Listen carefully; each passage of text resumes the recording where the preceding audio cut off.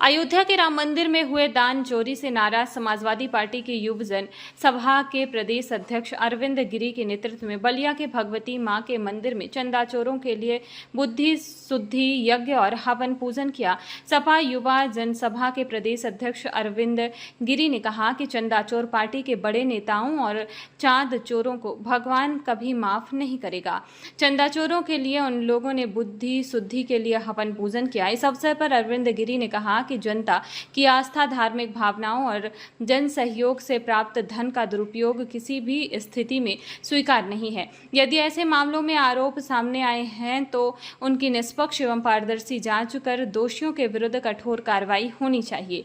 उन्होंने कहा कि आज का बुद्धि शुद्धि हवन पूजन किसी व्यक्ति विशेष के विरुद्ध नहीं बल्कि भ्रष्टाचार, अनियमितता और जनता के विश्वास से खिलवाड़ करने वाली मानसिकता के विरुद्ध एक लोकतांत्रिक एवं प्रतीकात्मक विरोध है।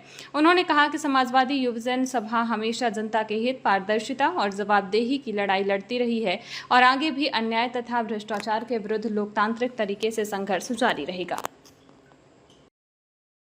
करा रहे थे, क्या है ये जो हम लोगों के आस्था से खिलवाड़ किया गया है। अयोध्या में राम मंदिर का इतना चढ़ावा चढ़ा और राम मंदिर को पूरे देश के लोग आस्था से, मतलब बहुत अपने दिल से, हृदय से राम जी को मानते हैं। वहाँ पूजा करने गए, घर की औरतें गई, औरतों ने अपना श्रृंगार का सामान, सोना चांदी सब खोल के और दान किया और वहाँ पे चढ़ावा को चोरी कर लिया गया, चंदे को चोरी कर लिया गया। भारतीय जनता पार्टी की सरकार ने चंपत राय जी को बैठाया, अनिल मिश्रा को बैठाया और बैठा करके और चंदा को चोरी करने का काम किया। ये उन्होंने महापाप किया है। हम लोग चंपत राय के लिए, उसमें चोरी में शामिल जितने लोग हैं उनके लिए, हम लोग नरेंद्र मोदी जी के लिए, हम लोग भारत के प्रधानमंत्री नरेंद्र मोदी जी के लिए, उत्तर प्रदेश के मुख्यमंत्री योगी जी के लिए और जिम्मेदार जिनके लिए जो लोग हैं, वो भारतीय जनता पार्टी के लोग हों या संघ के लोग हों, उनकी बुद्धि शुद्धि के लिए आज माँ भगवती के दरबार में शंकरपुर इस माँ भगवती के बलिया के शंकरपुर दरबार में हम लोगों ने हवन करके उनके बुद्धि शुद्धि के लिए यज्ञ किया। जिस तरह से राम जी ने उन लोगों को सत्ता में लाया और जिस तरह से राम के दरबार में भी चोरी हो रही है, तब कौन बचेगा? ये तो बहुत बड़ी विडंबना है। ऐसा धरती पे कोई करता नहीं था। ये पहली ऐसी पार्टी है और इन लोगों ने इस तरह का काम किया कि ट्रस्ट बनाया। इसमें जितने शंकराचार्य थे, जो बड़े बड़े साधु संत, तपस्वी साधु संत थे, उनको उसमें शामिल न करके ये अपने लोगों को शामिल किए और इनके लोग जब शामिल हुए तो उन लोगों ने चोरी किया। और चोरी कितना महीना दिन पहले ही खुलासा हुआ, लेकिन खुलासा होने के बाद भी उस पर FIR न करके बचाने का काम किया था चंपत राय ने, और बचाने का काम किया। और बचाने से आप समझिए कि उन्होंने राम के साथ, भगवान राम के साथ धोखा किया। हम लोग करोड़ों करोड़ों हिंदुओं के भावनाओं को आहत किया, उनके साथ धोखा किया। कभी भगवान इनको माफ करने वाले नहीं है। कभी राम जी, सीता जी, चाहे लक्ष्मण जी, चाहे हनुमान जी, कभी इनको माफ नहीं करने वाले हैं और इनको कतई माफ नहीं करेंगे। हम लोग उनके बुद्धि शुद्धि के लिए आज हवन करके और हवन किए कि हे माँ भगवती, इन लोगों का जो चढ़ावा चोर हैं, जो चंदा चोर हैं, इनकी बुद्धि को शुद्ध करिए। तो किन किन लोगों के नाम से आपने बुद्धि शुद्धि यज्ञ किया है? हम लोगों ने जितने चोरी करने में, जितने लोग हैं, जितने लोग चोरी करने में हैं, उनको आस्थावान होने के नाते हम लोगों ने उनके लिए किया। हम लोगों ने देश के प्रधानमंत्री जी के भी नाम से किया, हम लोग भारतीय जनता पार्टी के नाम से किया, हम लोग उत्तर प्रदेश के मुख्यमंत्री के नाम से किया। इसलिए किया कि आपके रहते ये चढ़ावा चोरी, चंदा चोरी कैसे हो गई, कैसे हो गई, जमीन में घोटाला कैसे हो गया? अगर घोटाला हुआ है तो आपकी बुद्धि को शुद्ध करना पड़ेगा। आपकी बुद्धि शुद्ध नहीं है, इसलिए बुद्धि शुद्धि किया हम लोगों ने और इनको भगवान कभी माफ करने वाले नहीं। मुख्यमंत्री ने पर SI की टीम भी गठित कर दिया है, इस पे FIR भी 8 लोगों पे हो गया और मुख्यमंत्री जी का साफ तौर पे कहना है कि इसमें जांच चल रही है, FIR भी हो गई, उस पर कार्रवाई भी हो गई है। तो फिर मुख्यमंत्री जी क्या कहते हैं जब भी कुछ होता है तो क्या कहते हैं?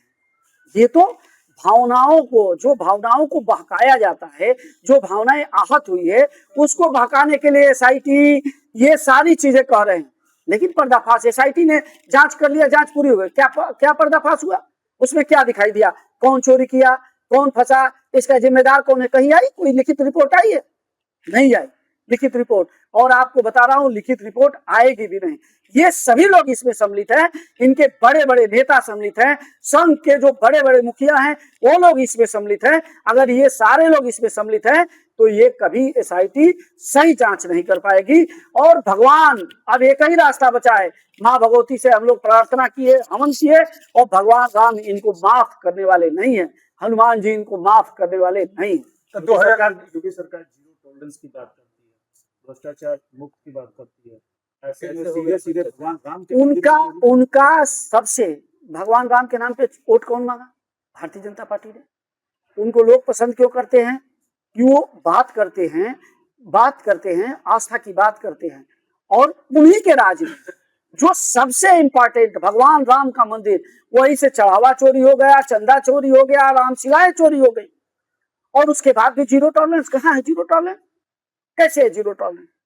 उन्हीं के राज में हुआ है, दूसरे के राज में नहीं हुआ है, कहीं दूसरे प्रदेश में नहीं हुआ है। योगी आदित्यनाथ जी के प्रदेश में, उत्तर प्रदेश में, अयोध्या में हुआ है, और राम जी के मंदिर में हुआ है, किसी दूसरे जगह नहीं हुआ। कहां से जीरो टॉलरेंस? कैसी बात करते हैं? जीरो टॉलरेंस की हो ही नहीं सकता है। तो जिस तरीके से देखा जाए कि 2027 का चुनाव भी काफी नजदीक है, और ऐसे में इतना बड़ा मामला भगवान राम को लेकर बीजेपी ने आया, मंदिर ही बनवाया, और फिर इतना बड़ा चोरी उसमें हुआ, तो फिर क्या लगता है कि 2027 में भगवान राम क्या अपना शक्ति दिखाएंगे? भगवान राम जी बख्शेंगे नहीं इनको। इनके एक एक लोग उसमें सम्मिलित है, किसी को नहीं बख्शेंगे, और भारतीय जनता पार्टी, खास करके भारतीय जनता पार्टी को नहीं बख्शेंगे। इसके जिम्मेवार देश के प्रधानमंत्री भी हैं, इसके जिम्मेवार उत्तर प्रदेश के मुख्यमंत्री योगी आदित्यनाथ जी भी हैं। जी, ये तो राम मंदिर की बात थी।